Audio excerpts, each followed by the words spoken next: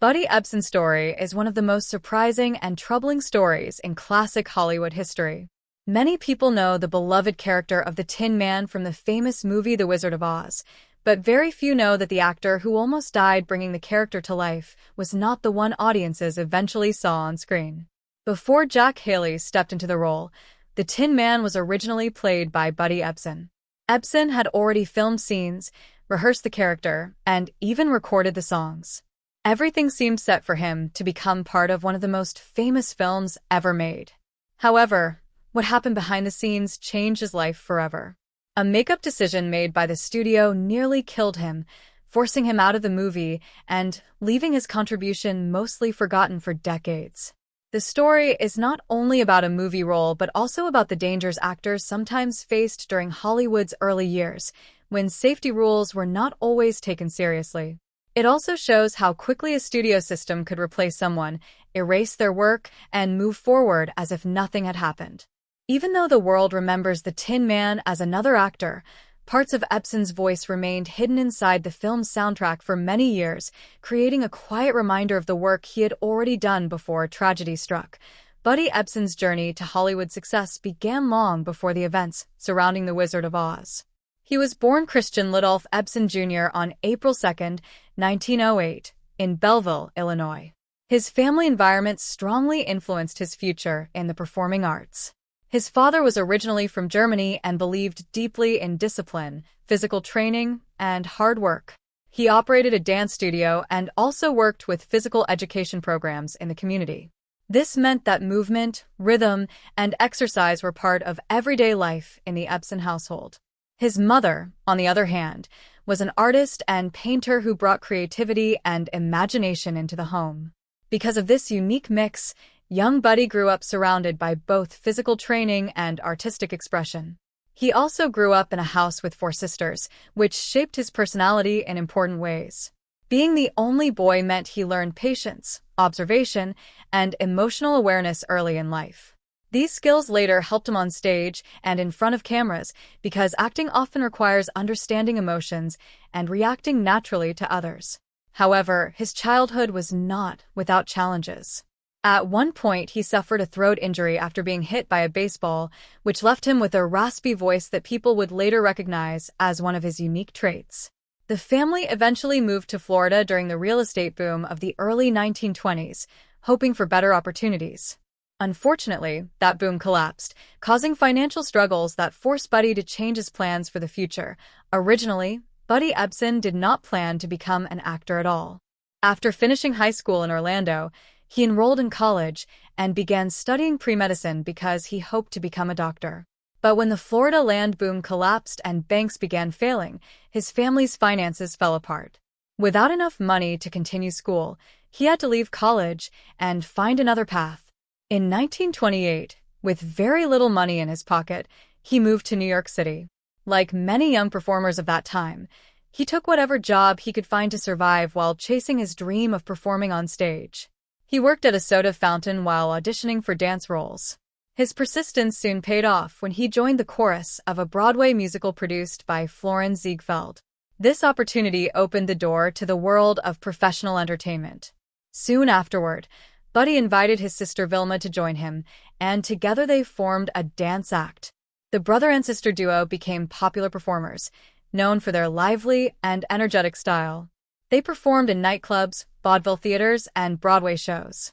Their act eventually caught the attention of Hollywood studios, which were always searching for talented dancers during the musical film boom of the 1930s. As a result, they were signed by Metro-Goldwyn-Mayer, commonly known as MGM.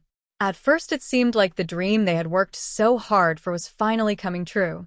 But the studio system often made decisions that were out of the actor's control. After appearing together in a film, MGM decided to keep Buddy under contract while releasing his sister from hers. This ended their partnership and forced him to continue his Hollywood career alone. During the mid-1930s, Buddy Ebsen began appearing in several musical films and quickly built a reputation as a talented dancer and performer. He worked with some of the biggest stars of the time, including Shirley Temple and Eleanor Powell. His tall, flexible frame and relaxed dancing style made him stand out from other performers. Instead of looking stiff or overly polished, his movements appeared playful and natural. Directors liked working with him because he could adapt to many different situations, whether performing with a child star like Temple or dancing alongside experienced professionals. Because of his strong reputation, it was not surprising that he was chosen for a major role in a new fantasy film being produced by MGM. That film was The Wizard of Oz, which would eventually become one of the most beloved movies in cinema history. At first, Ebsen was actually cast as the Scarecrow, while another actor was assigned the role of the Tin Man. However, the other performer believed the Scarecrow role suited him better and requested a switch. Ebsen agreed without hesitation, happy simply to be part of such a large production. He began preparing for the role of the Tin Man by rehearsing the character's stiff movements and recording songs such as If I Only Had a Heart. Everything seemed to be going perfectly. Unfortunately, no one realized that the makeup being used to create the Tin Man's shiny metal look would soon cause a life-threatening medical emergency. The makeup department decided to create the Tin Man's silver appearance by applying white grease paint to Ebsen's skin and then covering it with a fine powder made of pure aluminum dust. At the time, this method seemed like an easy way to produce a shiny metallic effect under bright studio lights. However, the powder did not simply stay on the surface of the skin. As Ebsen worked long hours on set, the dust floated into the air and was breathed into his lungs. Day after day, he unknowingly inhaled tiny particles of metal while performing in costume and makeup. After about 10 days of filming in October 1938, his body could no longer handle the exposure. One evening, he suddenly experienced severe breathing problems. He later described trying to take a breath and feeling as if no air was reaching his lungs. He was rushed to the hospital, where doctors discovered that aluminum dust had coated his lungs. The condition was extremely dangerous, and he had to spend weeks in the hospital under an oxygen tent while doctors tried to stabilize his breathing. For a time, his life was in serious danger. Meanwhile, production on The Wizard of Oz could not wait. The studio decided to replace him with Jack Haley, who took over the role of the Tin Man. All of Ebsen's scenes were res hot, and a safer paste-based makeup was used instead of aluminum dust. Although Haley also experienced some irritation from the new makeup, it was far less dangerous than the original version. For Buddy Ebsen, the experience was heartbreaking. Not only had he nearly died from the aluminum poisoning, but he also lost the role in what would become one of the most famous movies ever made. His work had already been recorded, yet most of it was erased from the final film. Still, some historians believe that small pieces of his recorded voice remained mixed into the soundtrack, meaning that traces of his performance survived even after he was replaced. After recovering from his illness, Ebsen continued working in entertainment, though his career took a different direction than expected. During World War II, he joined the United States Coast Guard Reserve and served as an officer in the North Pacific. Life at sea was far different from life on a movie set, but he used his entertainment skills to boost morale among sailors by organizing small performances aboard the ship. After the war ended, he returned to acting and slowly rebuilt his career in films and television. Over time, he proved that he was more than just a dancer or musical performer. He began taking on character roles that showed a deeper side of his acting ability. In later years, Buddy Ebsen finally achieved the level of fame that had once seemed lost. He appeared in memorable films such as Breakfast at Tiffany's, where he played the gentle and emotional character Doc Golightly. Television audiences also came to know him through popular shows. One of his most famous roles was Jed Clampett in the Beverly Hillbillies, a comedy series that became one of the most successful programs in American television history. Millions of viewers welcomed him into their homes every week, and his warm personality made the character instantly lovable. Ironically, many of those fans had no idea that years earlier, he had nearly died while working on The Wizard of Oz. In the end, Buddy Ebsen's story is both tragic and inspiring. It shows how dangerous filmmaking could sometimes be in Hollywood's early days, but it also demonstrates the strength of someone who refused to let one terrible experience define his life. Even though he never appeared on screen as the Tin Man, the role remains an important part of his legacy. His story reminds us that behind many famous movies are hidden stories of sacrifice, struggle, and resilience that audiences rarely see. Buddy Ebsen's story continued to unfold in interesting ways after he recovered from the frightening experience that forced him out of The Wizard of Oz. Although losing the role of the Tin Man was a huge disappointment, it did not destroy his determination to succeed in entertainment. Hollywood in the late 1930s and early 1940s was still a very competitive place, and actors often had to fight hard for every opportunity. Studios controlled nearly every part of an actor's career, from the roles they played to the way they were presented to the public. After leaving the hospital and regaining his strength, Buddy Ebsen returned to work, though his career path began to shift away from the musical dancing roles that had first made him popular. The film industry itself was also changing. Musical movies were still popular, but the world was slowly moving toward the difficult years of World War II, and many actors would soon put their careers on hold to serve in the military. When the United States entered the war, Ebsen joined the Coast Guard Reserve and served as an officer in the North Pacific. His time in the military gave him a new perspective on life.